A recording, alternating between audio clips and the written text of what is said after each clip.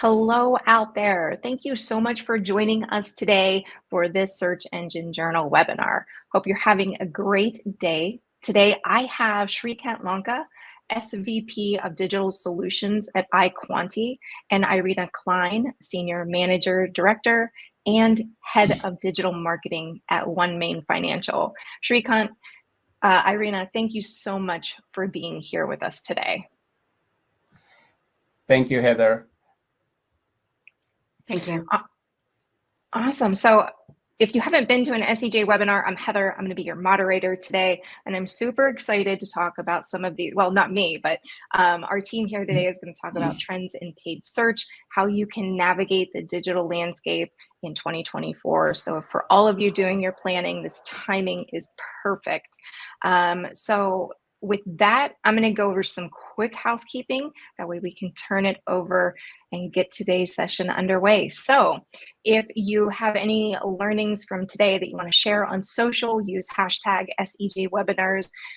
If you experience any technical difficulties, use the chat box to let us know. And while I'm going through these housekeeping, if you can use the chat box, let us know where you're coming in from today. Love to see where everybody is. So if you need closed captioning, it's the little CC in the top right of your screen. Just give that a click.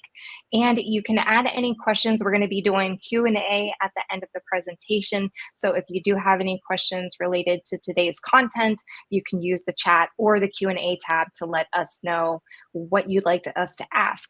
With that, there's a little thumbs up option. If you see a question that you like, give it a little upvote, and it'll tell us it's important to you all, and we'll do our best to try to answer that at the end.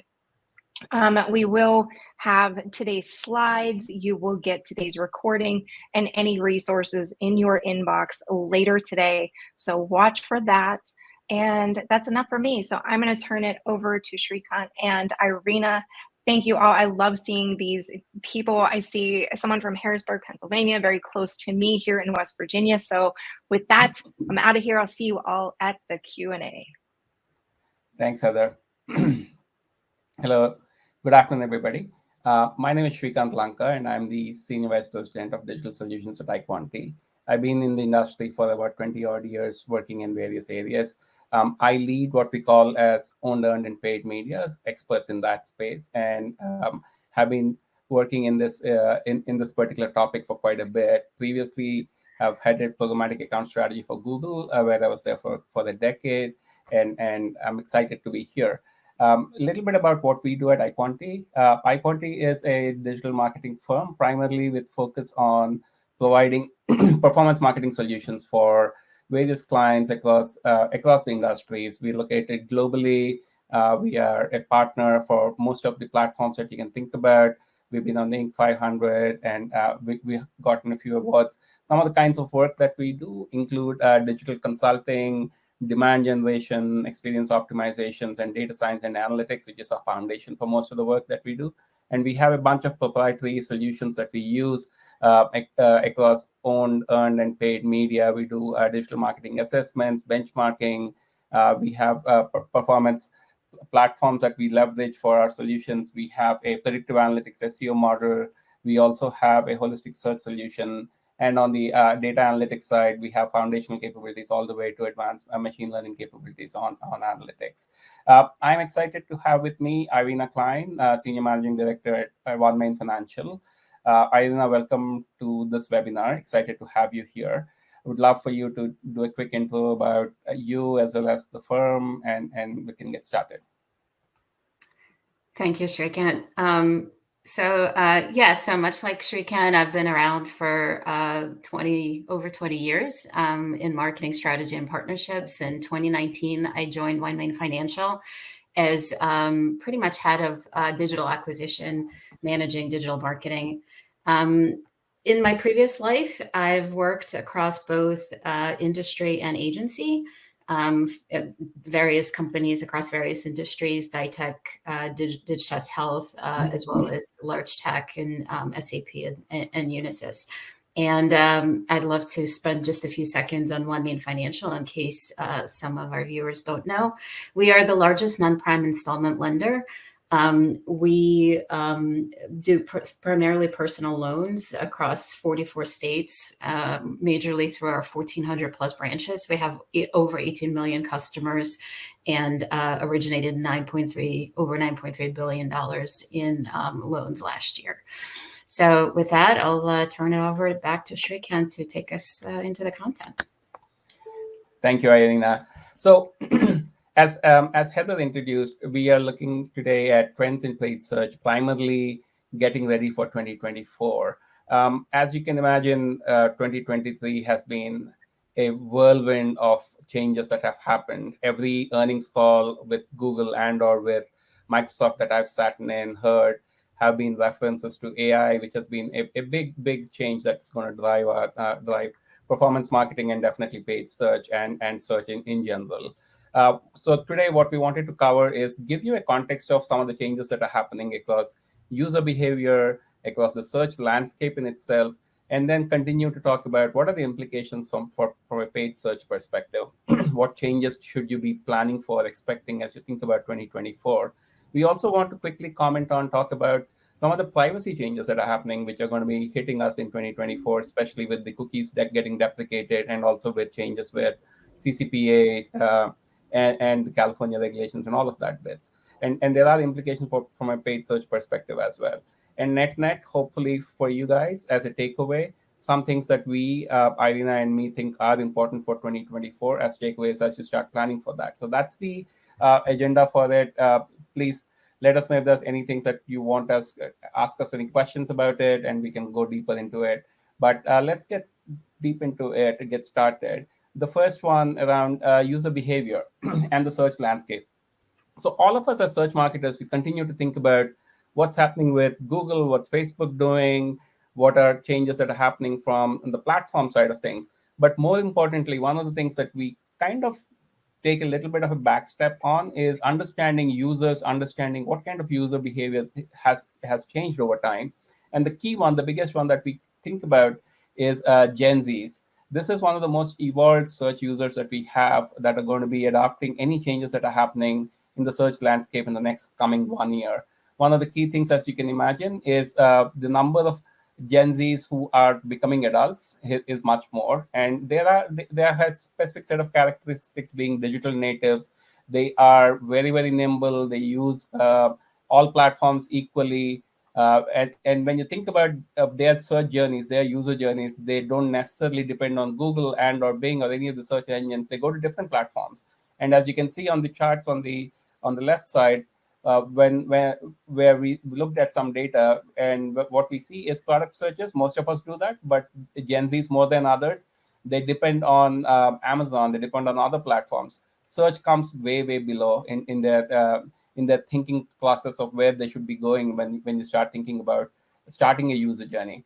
The second bit is adoption to new technology. Gen Z users are very nimble with technology, and they start using voice assistants, they start using all of the texts that are there. So they are very evolved as users. And as you think about they getting older and right now becoming adults, they are at that cusp. It's an important demographic for us to be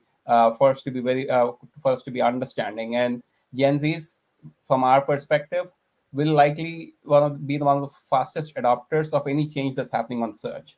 The second trend, as you can imagine, similar to the Gen Zs, which we don't necessarily think about as much, but if you intuitively understand, is the emergence of multimodal search. So we all have used to text typing in and typing in search, but when you start using voice and visual search, these are things which are coming about much more faster than before. Pandemic accelerated some of the voice visual search. As you can imagine, they started using our Lens, Google Lens, and all of the other platforms, tech platforms that are there to actually search for things using QR codes and stuff. And that has accelerated much more. The other bit of change that we are seeing is the adoption of Alexa, Siri, all of the voice assistants that are there. These are going to make are going to become much more mainstream. Right now, they're still marginal, but we are seeing that coming about much more. And as you can imagine, Amazon, Google, Bing, Microsoft rather, are going to be focusing on this technology to be center stage of how they think about search in the future. The third change that is important that we are seeing is, which you all are aware of and which you all have been thinking about, is the emergence or becoming mainstream of SGE or search generative experience. And this is kind of the key reason why this becomes important is, as you can imagine, search now becomes conversational. You start thinking about search not just a specific keyword. It's not necessarily moving from it's moved from keywords to semantic search quite some time back, and now it's moving to conversational search. And what this does is it kind of is like having a full conversation with the browser, with the interface, and it gives you answers. It actually prompts you. It will also help you with new use cases that are coming about. What we hypothesize is this will give you answers as you all are expecting, as you all have played with it, to give you specific answers to questions that you have. And it's not necessarily going to one specific website, but aggregating data that's there in multiple websites and providing you that answer. With the integration of large language models like Lambda, ChatGPT, we also see this conversation continuing, right? It's not about just ending with one question. You would have a follow-up question to a follow-up question, and not necessarily that the keywords that you used are going to be the same ones. So net, what we assume happening in the course of next 1 year, this year and next 1 year, is search is going to become more conversational, will be visual, will be AI, and this is going to have significant implications as you think about what's happening on this change of search. The way Google responds, the SERP results page, is going to be much different than what it is. You will have an organic component, you'll have a paid component, you'll have a search generative experience component. The search generative experience component is still in beta. You're testing it out in a few countries. You don't know what the results are going to look like next year. But what we assume is this is going to be mainstream to how you think about search, be it on the paid side, be it on the organic side. That's going to be an important aspect of how we think about search. Irina, what are you seeing from your perspective as you think about search and the evolution of user journeys and stuff?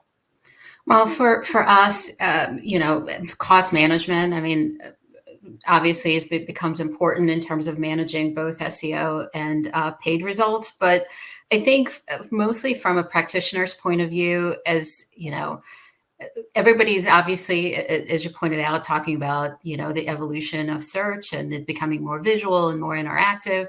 But, for those of us who've been around for a while, new trends and behaviors are evolving all the time, right? Mobile at one point was new, social was at one point was new, but now it's becoming more mainstream. So from a practitioner's perspective, looking at all of this and thinking about how, what should I be doing? How should I be changing my strategies? I mean, obviously there are some new implications for practitioners, certainly looking at mobile first and developing strategies and platform with a mobile first approach. Some of it is new-ish, right? How do I continue to involve some of those things? Chatbots and virtual assistants, especially in financial services, whether it's for managing your, for us, it's branches, phone assistants, virtual assistants on the web, obviously super important. Increasing social media engagement, obviously, especially for Gen Zs, getting their information, not just from sort of traditional places that they're used to have, now they're going not just to, websites from the brands themselves, but obviously getting a lot of their information from, places like YouTube and TikTok and other places. So brands need to continue to evolve their presence there, but also the ever-present concerns. Accurate real-time information. That's something that, especially for financial services companies, consumers were always worried about their account balances, transactions, and other relevant financial data. They're continuing to be worried about that. Evolving feedback mechanisms. Younger consumers appreciate opportunity to share their opinions and having their voices heard, but all consumers appreciate that. So that's something that was always important. Simplifying onboarding process. All customers were always concerned about how do I make sure that that's something that's simple and easy. How do I, complete your loan information? How does that, translate and move forward? So some of these concerns are always present and have always, and will continue to be present regardless whether it's a Gen Z or a Gen X customer. Cool.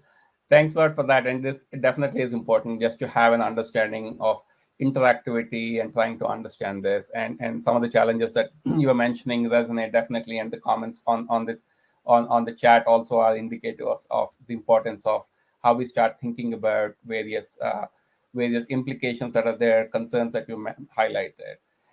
With that, we wanted to go a little bit more deeper into, we set the stage saying here are the things that are happening or changing on search side of things, some existing, some new, but all of them relevant. Now, what are the implications, if you will, for as you start thinking about 2024 and as you start planning for 2024? There are a set of 8 implications that we are sharing with you. Feel free to ask any questions that you might have, but let's dive deep into this. So the first one is around paid ads becoming more integrated into the SGE environment. We have seen this in some use cases wherein we tested for some specific products. We saw links directly, definitely on the shopping side, the carousel side of things, also on paid search side of things, wherein we saw placement of paid ads in the SGE environment. And this is important because one of the questions, one of the things that we've been looking at is trying to understand, will SGE as an environment be only limited to the organic side? It's not necessarily what we see. We're also seeing on specific use cases, on specific terms, we are seeing paid ads triggering and showing up on the SGE environment, and it's important because there are implications for it. As you have more ads showing up on the SGE environment, we predict a lower click-through rate for branded search ads. If you think about text ads that are on brand search, you will have a lesser click-through rate because people will be clicking on the SGE experience, and SGE experience could potentially give you the whole answer, and you don't necessarily have to click on any of these ads. The second bit is increased PMAX, because we're expecting this native format could be more integrated into the PMAX environment. We'll talk a little bit about the PMAX environment, but that's something that we're going to see more impressions on the PMAX side of things. And in the SGE itself, because of the richness of the content that's there that you're showing, and with a link that's there, we expect that to have a higher click-through rate compared to your branded search organic click-through rate. The last one, which is important and we're all struggling with as you think about what's the implications of the SGE side, be it on the organic or on the paid side, is we don't necessarily know enough. We don't have enough information about tracking. Now, is paid search and organic search both in this context? Will that be only lower funnel, or will that more bleed into mid and upper funnel? Because you now have answers that are coming about. You will have zero click queries. You will have zero click impressions. And all of these changes are things that we are expecting to happen in the paid search side of things. Definitely in 2024, we don't know the volume of queries that it's going to show up, but we expect it to be showing up for at least a set of queries. And as things evolve, we continue to write and speak about it, and happy to share our points of view on this one. That's the first implication that we are seeing for 2024. The second one is around expansions. Like, we were talking about Gen Zs being more conversational and search becoming more conversational. What does that mean, right? We used to have keywords and we used to trigger our ads and queries or bids on specific set of keywords. Now you can't do that anymore, because your conversations, it's a full-fledged conversation. You need to identify what is that question, or what is that question related to. And we are seeing match types changing significantly in the context of how Google is trying to answer this. We are seeing expansion. We're seeing different campaign types coming about. We are seeing keyword types also changing, because it's needed to ensure all of the queries that are coming about. Usually what we have seen is 20% of queries is head terms. That's where a lot of people fight in the auction about. All marketers are are fighting for those same set of keywords. But if you look at the long tail, there's a long tail of 80% odd queries. And now you need to figure out, how do I start getting value out of it? How do I start monetizing it? How do I start thinking about reaching out to those 80% of queries where people are not necessarily thinking about a product intent, but in some ways a longer tail query that's there? So we are going to see a lot more campaign type expansions. So a few things that are happening, right? First one is on the SGE side of things. The new ways of searching is going to change the variations that are there, and you will continue to see that. The second one is exact match is no longer exact match. If you haven't seen it off late, it's changing significantly, and it's changing for the right reasons, right? It's expanding primarily because it can give you the answers for questions that you don't necessarily know. And then when you start supplementing it with performance max or broad match to fill in the gaps, you are able to reach out to all of the queries that you didn't necessarily start thinking about when we started writing out or setting out campaigns. And this is important both from a practitioner who's managing campaigns, and also is important for somebody who's a performance marketer who's looking at it from a broad swath to figure out where do I start spending some of this money in, and how do I start thinking about it. So that's the second second change that we expect happening. And continuing on the same one of the things that we will see is around one of the things that we will see is around this is an example of how we are seeing the exact match changes that are coming about. Exact match, as expected, utilizes AI now, and it's expanded matching capabilities. When we were testing it out, we saw some accounts and some queries, exact match keywords were triggering roughly around 350 search queries.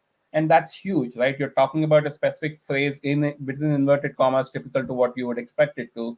But its original intent has evolved. It's now triggering for multiple queries, and it's going to help Google with connecting various search terms to things that are generated by the SGE with the targeted ads, because manually we can't necessarily do that. It's going to be much difficult for us to do that.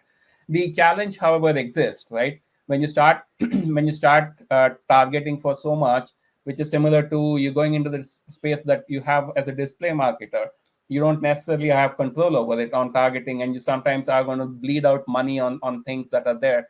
So the key thing to realize are, one, figure out which are terms that you don't want exact match or even broad match to actually work on. So figure out those negatives that you want to guide the matching for the right intent, and then think about the right RSA ad copy so that your keyword, your ad copy to your landing page are all connected together. So this is something that we want to highlight as an opportunity that's there, but sometimes missed, and then leading to inefficient spends that we are seeing on paid search. The next one from our perspective is bidding strategies. I know all of us have been thinking about working on bidding, because this is where we start paying money to Google. Think about all the ways from manual CPC to TROAS to all of the bidding strategies that are there, automated, manual, and all of that. It's continued to evolve. The funny story is, as we start talking to our clients, we see a bunch of them still using manual bidding strategies for reasons that they are specific for themselves, but there's still an opportunity to adopt smart bidding, which people have not necessarily done. And that's something that we recommend as much as possible, because it's not going to be easy for us to manage manually all of the opportunities that are there, and hence move to whatever, right? Move to eCPC, move to TCPA, move to TROAS, whichever bidding strategy works for you, but move from manual to automated. Smart bidding is one of the key things that I wanted to highlight on. We can talk about that at length, but that's an area which we see as a big opportunity that's missed for a lot of marketers, especially small and medium marketers. The second one is around responsive search ads. This is an interesting one because Google has started to make things easy for you, wherein they said, okay, we're going to use AI to mix and match the creative assets that you have and provide the best user experience, right? Think about the various head terms, think about various headlines that you have, think about the, excuse me, think about the descriptions that you have, think about the URLs that you have. You can have multiple combinations of these, but you don't know which of these are going to trigger the ad, which is going to be the best use experience for the user. And because you don't necessarily have a history of the user intent, you're letting Google's machine learning take over and then figure out what is the right ad creative from a text ads perspective will be super helpful. And when we've tested RSAs, it has definitely resulted in higher CTRs for our clients as we looked at it.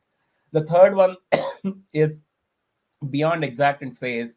Look at related queries to understand where do you see more opportunity that is there.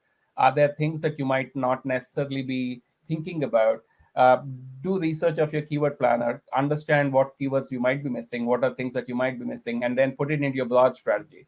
And that way you will be able to get to queries, get to terms which you don't necessarily have used, and then those are opportunities that are there. So net, the idea is leverage Google's AI across smart bidding, across RSAs, across broad match to help with gaining some of the incremental traffic that you seem to be missing out on as you're going through making your search more effective. One of the other ones that we have looked at, which is an important one, is around value-based bidding. I don't know how many of you guys are using TROAS or TCPA as a metric or as a bidding strategy. But what we have seen is even TROAS as a bidding strategy works for a bunch of customers for whom the conversion window is at X number, right? Like it's not more than 2 weeks. If you have a longer conversion window, for example, in the cases of consumer products, consumer banking products, like what we work with a bunch of our clients, then you don't necessarily get all of that signals into your bidding strategy. And so you're struggling with figuring out whether I have the right bidding or don't have the right bidding. So we started segregating it. We started looking at different models that we can build out. And then what we saw is when we started looking at volume and value-based bidding, we saw a significant uptick in terms of the ROAS that we can see for some of our clients that we work with. Just as context, the way we think about it is volume-based bidding is when you start looking at internal data that you have from your CRM systems or even from your models that you have, connecting them back. So when we're testing this with a specific consumer banking client of ours, we said, okay, let's look at how do we set up the account. We started doing data passbacks from the internal systems back to that platforms. They have a CRM system, and then we were looking at it. And for credit cards and for personal loans, the process is similar, right? You have an application submit process, you have a qualified app, you have an approval process, and then you have a customer that you acquire.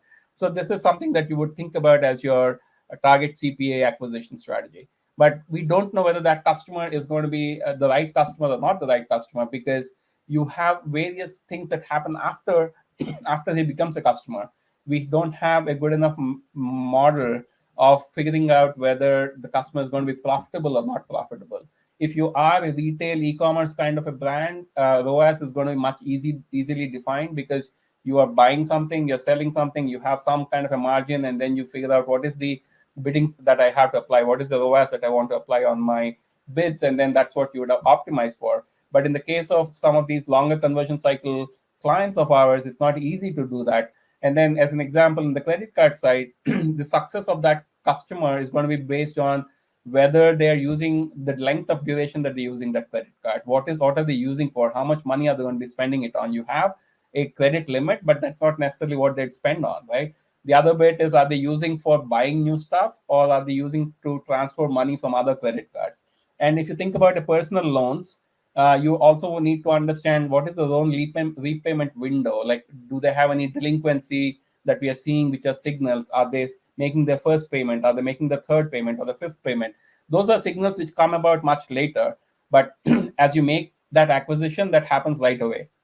So what we are seeing is, as an example, on the value and volume-based bidding on the bottom left side of the screen, different users based on where you have, if you start bidding for just on the CPA basis, you would have a inefficient model, because user 3 in this example is much more efficient than, let's say, user 2 or user 1. So you would start looking at value-based bidding, and these value-based bidding strategies are based on predictive modeling that you have to do offline, and then start loading that into your customer match segments. And when we did it with a few of our clients, what we realized is you're able to target high-value prospects, you're getting better ROI, and as metrics, what we have seen, like 279, roughly around 250% uplift in ROAS, which is a big number. And if you spend in millions on paid search, this number becomes much, much more important.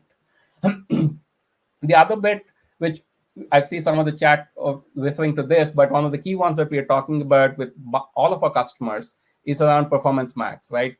This was launched roughly around 2 years back. It's a AI-powered campaign, which is going to be an opportunity to tap into incremental conversion opportunities. Before PMax came along, you would have to have a search campaign, you would have to have a display campaign, you would have to have a YouTube campaign, and then all of the others, right? So that's a slew of campaigns that you would have to manage, but you don't necessarily know enough about where is the most likely conversion going to come about at your whatever cost per that you have. So you are trying to optimize it manually. Instead of that, PMax gives you an opportunity for you to integrate all of your campaigns, figure out what are the right signals that are there. You are able to power your expertise from what you want from your campaigns perspective, your ads perspective, and then combine that with the Google AI that they have in terms of figuring out how do I maximize for profitability. And this is something that Google has been speaking over the past, I'd say, 1 odd year, 2 odd years, in every earnings call and every client of ours. We are seeing them moving towards more portfolio based. This is, if you are a search ads 360 customer user, you understand the concept of a portfolio based bidding. This is similar to that. It's a portfolio based bidding, but you're not bidding across one product, but you're bidding across multiple products, and then you're trying to get efficiencies across all of them. And this has been super powerful as we have launched it across our clients. If you haven't, this is something that I highly recommend. Irina, I know we've done this for OMF. Thoughts? What do you think about how this has worked? Yeah, and I think to your point, Sreekant, I think it's probably product dependent and portfolio dependent, right? For OneMain, it has been incredibly powerful, incredibly successful, especially paired with the MPV strategy, right? So and for us, I think it's important to say it's been sort of an incremental journey, right? We started with a TROS, we moved to NPV, we scaled NPV, and then we implemented PMAX on top of that. So it's, I'm as a practitioner, right? I am sort of, I don't want to say like this is a, something that'll work for everybody. I also don't want to say that you can like jump into everything right away. But, with the help of you and your team, right, we've been able to sort of take incremental steps. And this has been an incredibly powerful, campaign for us, to the point where we've been able to bring down our cost per funded unit down by about 2x, right? So, which has been incredibly powerful for us, and we're going to continue to scale that significantly going into 2024. Thanks, Irina. One of the key things that I want to call out, this is a very powerful opportunity that's there, but also it is important for folks to set up PMAX right. Like if you think about PMAX as I just set a budget, I set a target CPA, whatever it is, and then leave it, it's not going to be efficient because the inventory is much broader. So you have to think through to say, okay, what is it that I want to do? How do I start optimizing it? Do I have the right CPA? Am I getting the right leads? And then start tweaking that a little bit, and then get that signals in as much as possible as you're trying to figure out what is the incremental value that we're getting. And as mentioned by Irina, we are seeing definitely 2x in some situations wherein you are getting value from it. It's not going to be as cheap as branded search for sure. It's going to be similar to your generic search, which is more your non-branded search, but it is an efficient way to actually run campaigns across all of your product lines that are there and across all of the Google inventory that's there. So one of the other things that we are seeing as a new change that is coming about with the whole search generative experience is around automatically created assets. So this is something that was there, like I was referring to RSS before, but this is RSA on steroids in some ways, right? Basically, what Google has done is it's taken what we think about as RSAs and said, okay, now instead of you writing the headlines and you writing the descriptions, I'll take what you give me, but I will modify it, I will tweak it using the language models, right? So basically, the way you would do it is you look at your keywords, you look at your landing pages, you give it your headlines and descriptions, and then your relevant web pages that are there for your assets. And then Google is going to create new headlines, new descriptions, and then it's going to run ads on it. And as expected, right now, it's too early, but they're seeing it to have a higher click-through rate. So key things that are going to be important for the new automatically created assets is this. The first positive is you will have an improved user experience. Users will definitely love it. We expect that. You also are expecting a higher conversion rate in the sense like CTRs will be much better.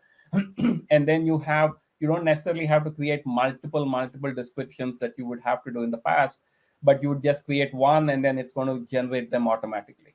The key thing is, as expected, you have much limited control. You don't necessarily know what is the actual keyword, actual description that is going to show up.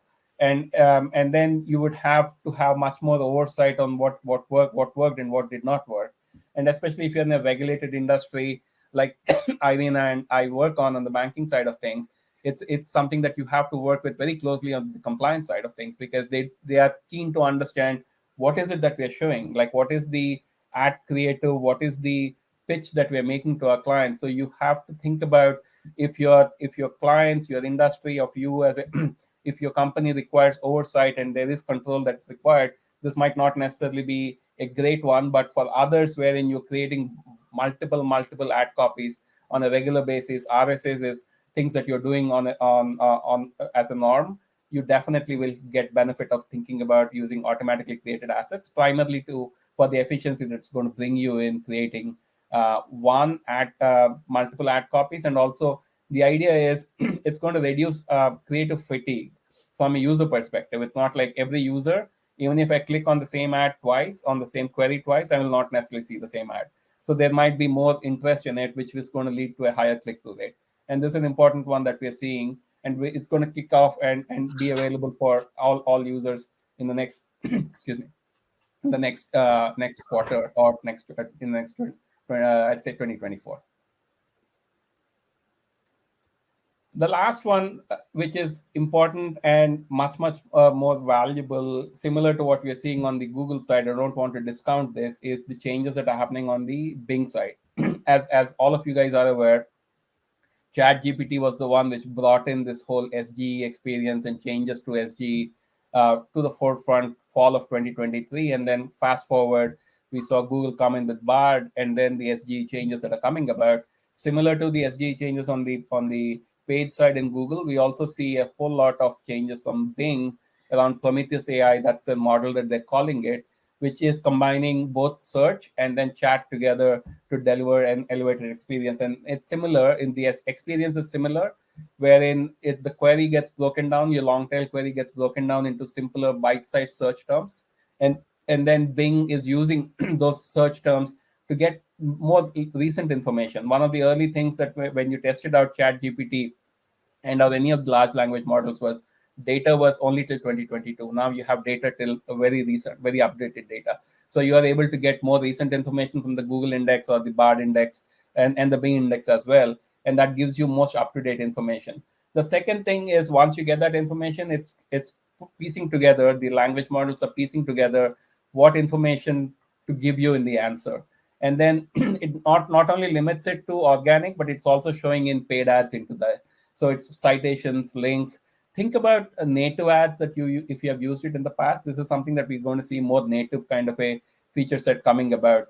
And both between Bing and search and Google search, I don't see much difference in terms of what is happening on this space. It's going to continue to be competing with one another.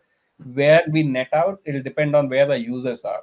Like if our users are spending more time on Google, we'll continue to push that. If you're seeing more users moving towards Bing, will continue to push that. But that's the way you would have to think about it, saying, what is my query mix?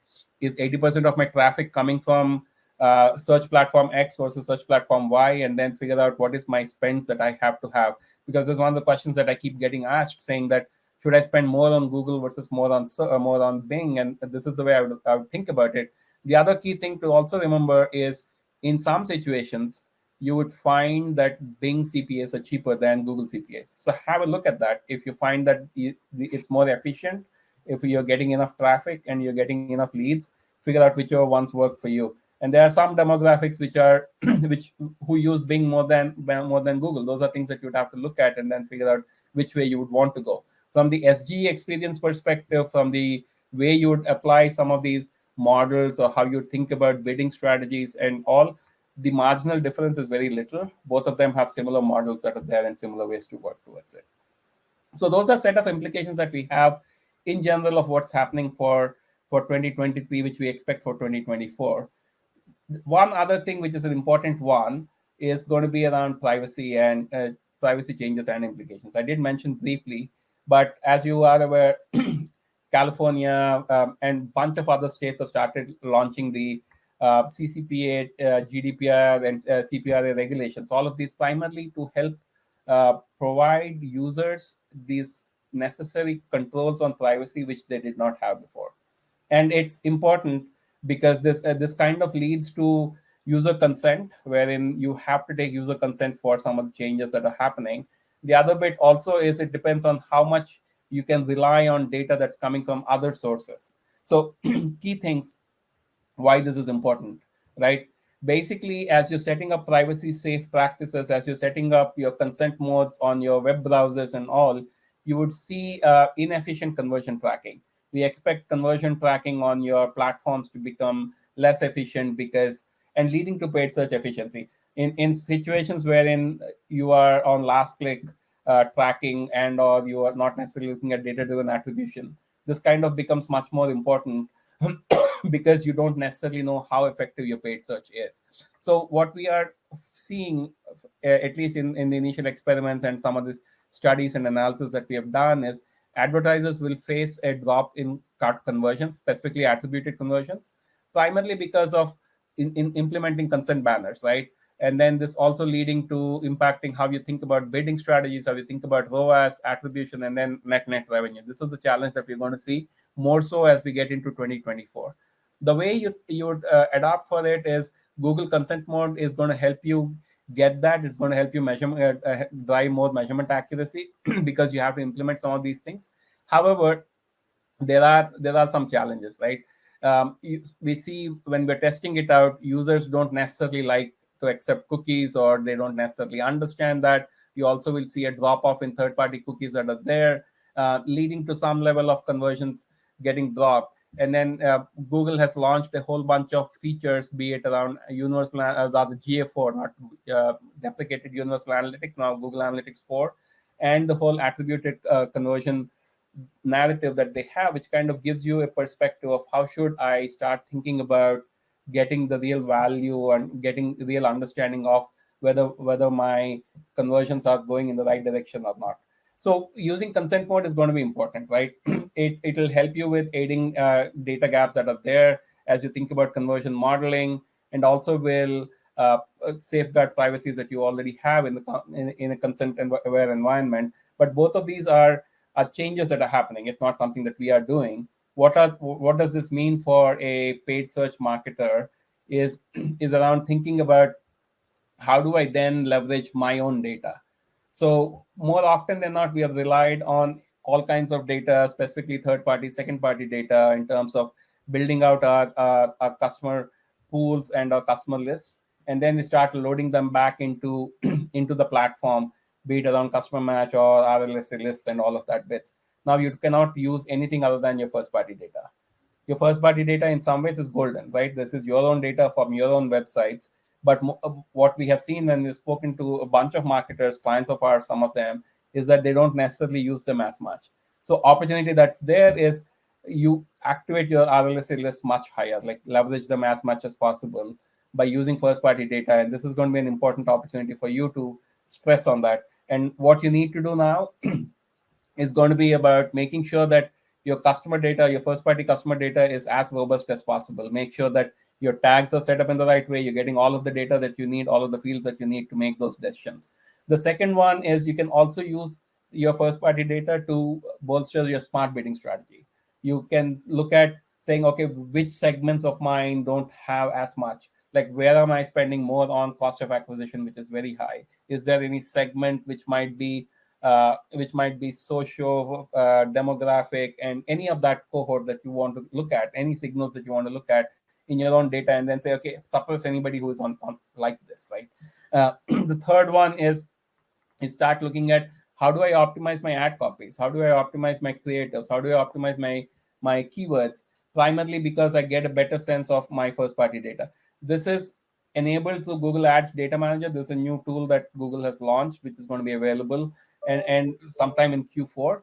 But understanding your first-party data, leveraging it much more, is going to be an important one as you think about driving paid search efficiency and not depending on other data aggregators and data collectors. And this is something that we want to stress on as you think about paid search and changes that are happening.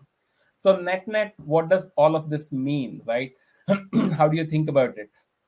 What are key things that we want you to take away? The few things from our perspective, SEO and SEM, like I mentioned, is going to get much more integrated, much more tighter. We are seeing search more holistically. We use this phrase very actively, at least with our clients and with teams that we work with, because at the end of the day, a user is not looking for a paid search result or an organic result. He's looking for a result and is coming to the SERP for a specific result.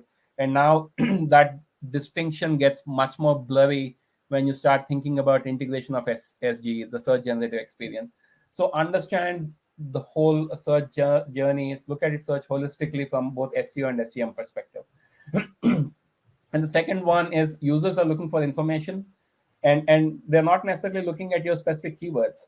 They are not necessarily thinking about lower funnel as well. This is one of the things that we are seeing, we are seeing we are seeing paid search, organic search in general becoming more full funnel, and that kind of leads to saying, okay, what is it that I want to measure on? Do I want to measure on only acquisition, or do I want to measure on the full funnel journey that's there? So you have to understand where is it that you are going to be measuring, and thinking about paid search or search in general as a holistic strategy, not just for your lower funnel. The second one, which is obvious, all of the things that we spoke about, is leveraging automation as much as possible. Feed your machine learning tools in AdWords, in SA 360, whichever platforms that you're using, Bing, with the right signals that are there, and then figure out what are the right high value acquisitions that you want to go after, and then see if you can pull them in, and then leverage automation to, as much as possible. Put the right set of guardrails. I don't want you to spend money on automation and then say, Sreekant, it didn't work. You have to set the right guardrails for it, and then once you do that, you will be able to get efficiency as much as you want of from the platforms that are there. The third one, as I was mentioning just now, is maximize your first party data. Leverage that however much you can to drive more paid search efficiency. On the keyword side, this is an important one, because this is how your users are coming into your platform, right? Into your reaching out to you. Monitor the shifts in keywords, understand what are the user intents. Long tail questions, which I'm stressing much more, is becoming more and more important. Conversational keywords are going to be much more important. So understand all of your keyword strategies. Don't know if you use keyword planner, don't you use, if you have custom tools that you have wherein you think about keywords, and then start using those keyword planner models that are there to come up with understanding, here is what I thought about, and here are the sets of keywords that you're looking at, and then here is how things are changing. Use that in a holistic way so that you can even start building out content that your page, that your website might not necessarily have. It's not always about acquisition. It could be about content which is informational, wherein they're starting to look at mid-funnel queries, wherein they're starting to compare various things. So you use the keyword planner tools and other tools that are there to figure out what kind of content you want to do. That's the one that I was talking about, addressing intent with relevant content topics. The other one, which is also important in this whole context, is you will have topics with no search volume, but it might be important for you to start thinking about, because you will get visibility. And as newer and newer content comes about and you start building about, you then start getting pulled into the SG experience, and then you are able to figure out what can I do with those keywords, and how do I start playing with. The last one, which is the most complex one, which is something that we all lived by over the past, I'd say 10-15 years, which is about efficacy of paid search, which was so great, and you were able to measure to the real dollar, real cent. You knew exactly who was coming in somewhere. All of these is great, and that's what made in some ways paid search much more efficient, or rather much more attractive than, let's say, TV advertising or newspaper advertising. But now that's getting a little bit in question. It's going to get evolved. It'll evolve, but you'll have to be ready for some of the changes that are coming about. It's not just about cost per acquisition. It might be about new metrics that you have to think about. Is it number of impressions? It's zero clicks that we were talking about. Zero click impressions are going to be an important one. Is it just about showing up in SG? Is that good enough? Or do you have to actually click on it? And now, how does this play in when you have branded search and branded queries, wherein a user might understand based on your bidding strategy, might show up, might learn about you, but then he's not necessarily converting here. He's going back to some other place and organic, and then coming back, or directly going to your .com website and then converting. All of these will evolve. So one thing which I'd suggest, recommend, Irina's and me and our teams have been talking about it, is like, how do we think about measuring this in a more effective way in 2024? You have to have some framework of things, but it will continue to evolve. It's not going to be that you have a set answer today to say, here is how I'm going to measure this. So all of these are changes that we are seeing and we're expecting to happen in 2024. Irina, from your perspective, what are you seeing? Well, oops. Sorry.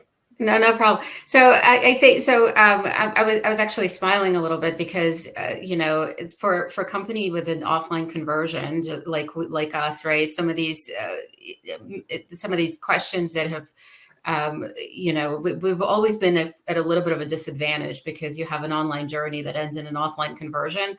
So in a way, we've been thinking about this for quite some time. So, unifying your customer journey, right? This idea about making sure that online and offline channels, customers having consistent experience regardless of where they interact with your brand, and making sure that measurement is consistent is obviously important and has always been important to us. Offline conversion tracking, implementing mechanisms to track offline conversion, in-store purchases, phone inquiries, unique codes, dedicated phone numbers. For those of us who are in the offline conversion business, that's the stuff that's like bread and butter. And clearly it's going to become even more important as tracking online conversion becomes even harder. The oldie but goodie, customer feedback and surveys, right? NPS, making sure that customers, that we collect customer feedback, conducting surveys, understand the impact of where they converted, where they started, and which channel has an impact on their decision-making process. Staff training, right? Disposition codes. I know that's not sort of the best way to capture feedback, but it's super important. And for for businesses like us, it's always been a way to capture feedback. Sort of obvious one, testing and optimization, just, putting a campaign out there and testing it and making adjustments and testing again. So, those are the kinds of things that have always been important to us and will continue to be even more important going into 24. Cool. Thanks, Irina. With that, we are at the end of our presentation. I know we have around 7-8 minutes. Happy to take any questions that you might have. I haven't seen the questions, but love to see if there are any questions that you think, Heather, that we should be looking at. Sreekant and Irina, that was great stuff. But a very engaged chat. I love to see that. So not only did people ask a lot of questions, we also had people answering questions. So I love that community focus that we get going here. We do have some questions. So let's get to it. I will tell you, we will not be able to answer them all, but we will certainly do our best. And anything we don't get over or get done, we will send over to the iQuanti team afterwards. So Nathan, we do have a couple questions about PMAX. So Sure. Let me get these over here and see if we can get these combined for you. So, all right. What results have you seen with Google's PMAX campaigns targeting leads, contact forms, phone calls, etc.? And then we have somebody else who's talking about how the campaign performance has slowed drastically. It started off working well, generating leads, and then drops. So maybe a little bit of background on there and some best practices. So first one about results that we're seeing with PMAX targeting leads. What we have seen is similar to what Irina was mentioning in what we've seen for OneMain Financial with some of our clients, wherein they are lead gen kind of campaigns. Even there, we have seen roughly around 1.5 to 2x in terms of conversions. And it's not necessarily that we are not seeing false conversions that you're talking about, Nathan. But I understand would love to know what kind of campaigns you're running. Just email us, and then maybe we can help you provide some more insights as to what might be driving it. But we haven't necessarily seen any inflated conversions that you're talking about. And it could be the settings that you have built it out and how you have set up your PMAX campaigns, but we haven't seen that as a challenge. The second question was around performance slowed drastically, then drops all of a sudden. This is interesting. So just so that I understand, looks like PMAX campaign was performing well, but then over the past 2 months, it's kind of slowed down drastically. When you say slowed down, I'm assuming that it's not giving the number of leads that it was giving and then it kind of slowed down. It could be a combination of various things. I don't know what industry, I don't know which specific client.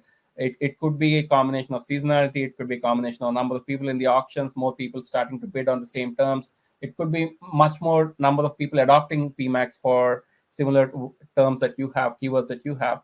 That could be leading to do this. And absolutely right in the say that in what you're saying, that are more people adopting this.